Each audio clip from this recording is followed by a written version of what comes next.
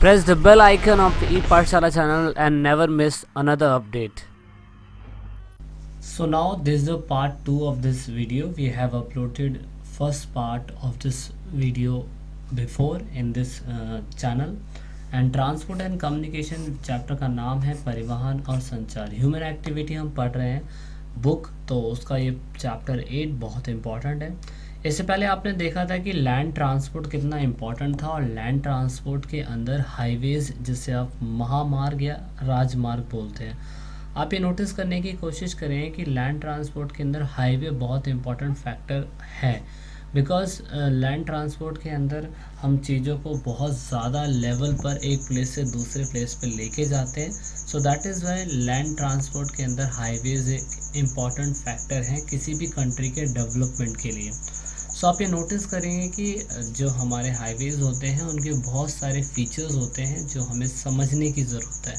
तो सबसे पहले फीचर जो आप देखेंगे कि हाईवेज़ जो होते हैं बहुत लंबे डिस्टेंस पे प्लेसेस को जोड़ने की कोशिश करते हैं, क्योंकि एक तो पक्के रोड होते हैं, इन पे टैक्स लगता है, टोल टैक्स, तो इसीलिए इनके वैल्यूज़ को बनाए रखना बहुत ज़्यादा ज़रूरी है।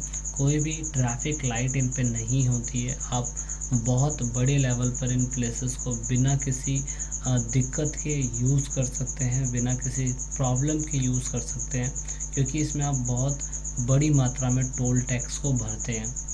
तो आप ये नोटिस करेंगे कहीं ना कहीं इसमें ट्रैफिक लाइन से अलग हटके सेपरेटली कम से कम आप नोटिस करेंगे कि 80 मीटर चौड़ी रोडें होती हैं, और ये रोड बिल्कुल तरीके से हर टाइप के लेंथ को बना के रखती है।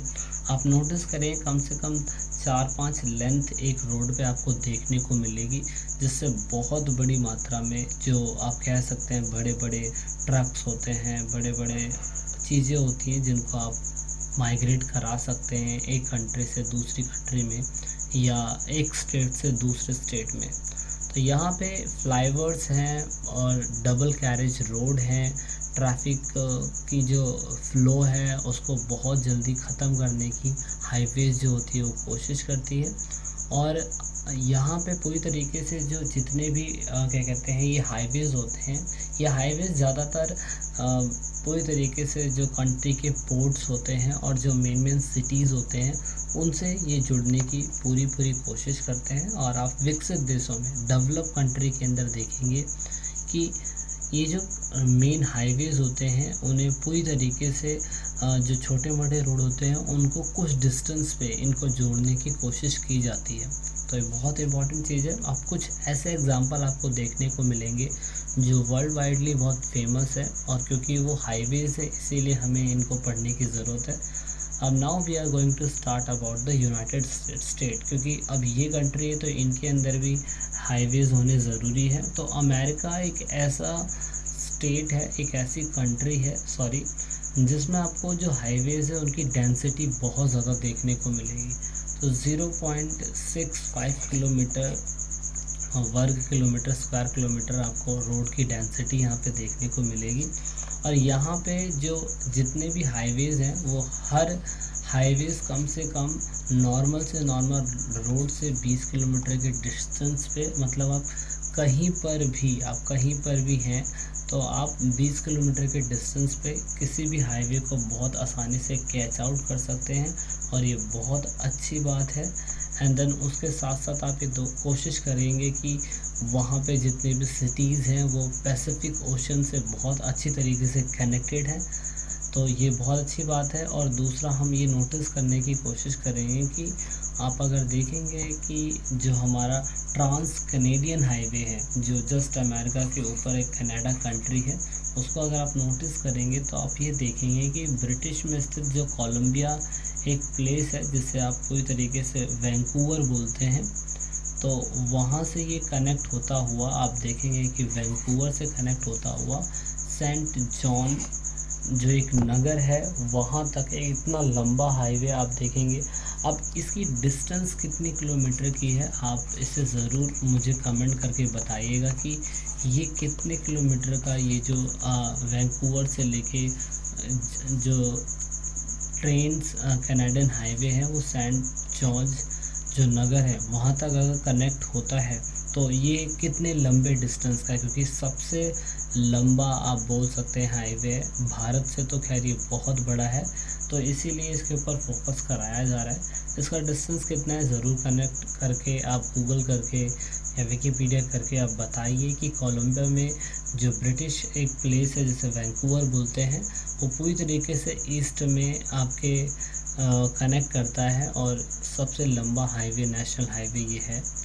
दूसरा है पैन अमेरिकन हाईवे। ये पूरी तरीके से आप देखें कि नॉर्थ अमेरिका, मिडिल अमेरिका और साउथ अमेरिका को कनेक्ट करता है ये, और जब ये कनेक्ट करता है तो बहुत बड़ी मात्रा में सामान को लाने ले जाने में इन कंट्री में बहुत ज़्यादा मदद मिलती है।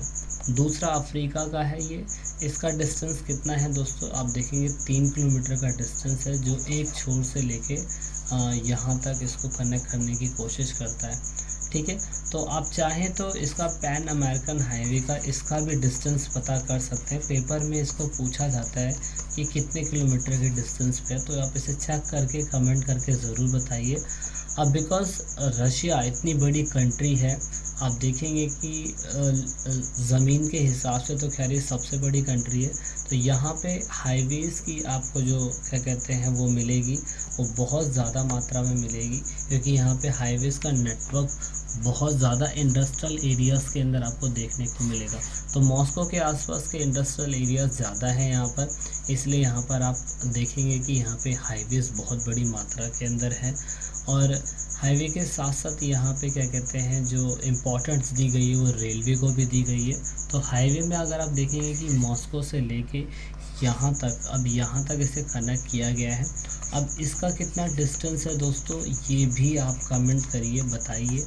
और ये 3 क्वेश्चंस आपको इसके अंदर पूछे जा चुके हैं अभी तक। ये हाईवे है, और आपने हाईवे नोटिस करा होगा कि हमारी कंट्री के अंदर भी हाईवे हमें देखने को मिलते हैं। तो हाईवे कहीं ना कहीं हमारी कंट्री के अंदर मेजर सिटीज़ से और टाउन से जोड़ने की कोशिश करते हैं। और सबसे बड़ा हाईवे जो हम देखेंगे दिल्ली, कोलकाता, चेन्नई एंड देन मुंबई, ये 4 मेन स्टेट्स हैं जिनको ये जोड़ के रखता है, जिससे आप कोऑर्डिनेटर या सुपर एक्सप्रेस की अंडरटेकिंग में आप इसे बोलते हैं। और ये पूरी तरीके से मेट्रोपॉलिटन सिटीज़ को जोड़ता है। और दोस्तों ये कोऑर्डिनेटर, गोल्डन कोऑर्डिनेटर जो सुपर हाईवे है, इसका डिस्टेंस, क्योंकि इंडिया है तो इसका डिस्टेंस कितने किलोमीटर का है, कितने किलोमीटर के डिस्टेंस को कवर करता है, उसे भी गूगल पे फाइंड आउट करिए, कमेंट करिए, लोगों को शेयर करिए, बताइए, मुझे भी पता चलेगा, है ना। तो उसके अलावा भी हमारे नेशनल हाईवेज़ के साथ साथ हमारे जो बॉर्डर रोड्स हैं वो भी बहुत इम्पॉर्टेंट है। बॉर्डर रोड्स इसलिए इम्पॉर्टेंट है क्योंकि इंटरनेशनल बाउंड्रीज़ के साथ लगे हुए रोड्स होते हैं, और इसीलिए इन्हें बॉर्डर रोड कहा जाता है। और आप ये नोटिस करें कि बॉर्डर रोड पूरी तरीके से जो देश की सीमाओं पे रहने वाली जो गांव होते हैं, विलेजेस होते हैं, मिलिट्री कैंप्स होते हैं, उन सबको कहीं ना कहीं जो मैं कह सकता हूँ कुछ वैल्यूज़, ट्रांसपोर्ट गुड्स जो है वो दिए जाते हैं। बॉर्डर रोड को बनाने के लिए बॉर्डर रोड ऑर्गेनाइजेशन, जिसे आप शॉर्ट फॉर्म में BRO बोलते हैं, वो इन्हें कंस्ट्रक्ट करने का काम करती है। और जो बॉर्डर रोड होते हैं उनकी मेंटेनेंस बहुत ज़्यादा ज़रूरी होती है, क्योंकि वहाँ पे एयर ट्रांसपोर्ट या पाइपलाइन ट्रांसपोर्ट या आप बोल सकते हैं कि दूसरे ट्रांसपोर्ट इस्तेमाल नहीं किए जा सकते। वहाँ पे हमेशा दोनों कंट्रियों के सिपाही जो होते हैं वही उसे मेंटेन करने की कोशिश करते हैं, और उसके आसपास लगे हुए गाँव को वैल्यूज़ या गुड सर्विस देने की कोशिश करते हैं।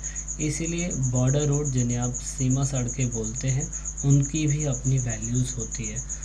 So I hope you got some information in this video and you need to give the answer।